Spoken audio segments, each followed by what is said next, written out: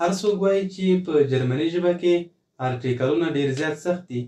خو راځئ نن په دې ویډیو کې د مؤنث ارټیکل یا ډي داسې ځینې مهمې نښې نښانې یو ځای سره زده کوو چې مؤنث یا ډي ارټیکل به نور درته ډېر زیات اسانه شي. او که په جرمني ژبه کې د ارټیکلونو ویډیو مو لا نه وي لیدلي، زموږ چینل ته ورشئ او دا ویډیو در سره حتما وګورئ. په جرمني ژبه کې د مؤنث یا فیمینن ارټیکل ډي دی چې تیر لوست کې په دې باندې پوه شو. راځئ چې اوس هغه نومونه وپېژنو چې د دوی ارټیکل همیشه مؤنث یا فیمینن دی.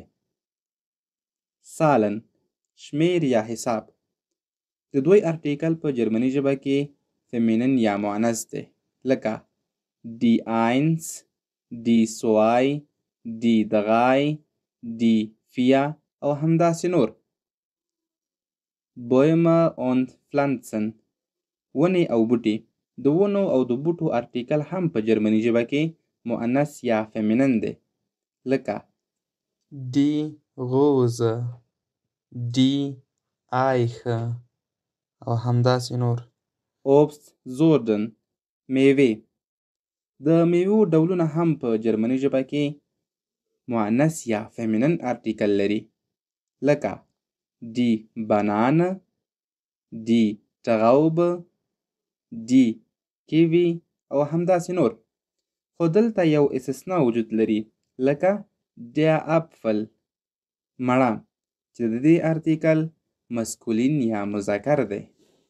راځئ چې اوس ځینې نورې نښې نښانې وپېژنو چې د دې نښو په واسطه به فیمینن یا مؤنث ارټیکل نور هم درته اسانه شي. ګران لیدونکو، په جرمني ژبه کې هغه نومونه چې په ای باندې ختم کیږي د دوی ارټیکل همیشه مؤنث دی. د مثال په ډول ډي لمپ، ډي اشتغاسه، ډي غایزه. همدا شان هغه نومونه چې په ای آی باندې ختم کیږي د دوی ارټیکل هم مؤنث دی، لکه ډي بیکغای، ډي بوشغای. همدا شان هغه نومونه چې په یو ان جی باندې ختم کیږي د دوی ارټیکل هم مؤنث دی، لکه ډي ریخنونګ، ډي سایتونګ او همداسې نور. همدا شان هغه نومونه چې په اچ ای آی ټي باندې ختم کیږي، لکه ډي فغایهایت، ډي زیخهایت. همدا شان هغه نومونه چې په کا ای آی ټي باندې ختم کیږي، لکه ډي موګلیخکایت، ډي شنیلیخکایت. همدا شان هغه نومونه چې په اس سی اچ ای اف ټي باندې ختم کیږي، لکه ډي فغوینشافت، ډي منشافت. همدا شان هغه نومونه چې په آی او ان باندې ختم کیږي، لکه ډي غیګیون، ډي ډیسکوسیون. همداسې هغه نومونه چې په آی که باندې ختم کیږي، لکه ډي موزیک، ډي پولیټیک او همداسې نور. همدا شان هغه نومونه چې په ټي ای اوملاوټ ټي باندې ختم کیږي د دوی ارټیکل هم مؤنث دی، لکه ډي یونیورسیټیټ، ډي کوالیټیټ. همداسې هغه نومونه چې په یو آر باندې ختم کیږي، لکه ډي ناتوه، ډي کلټوه.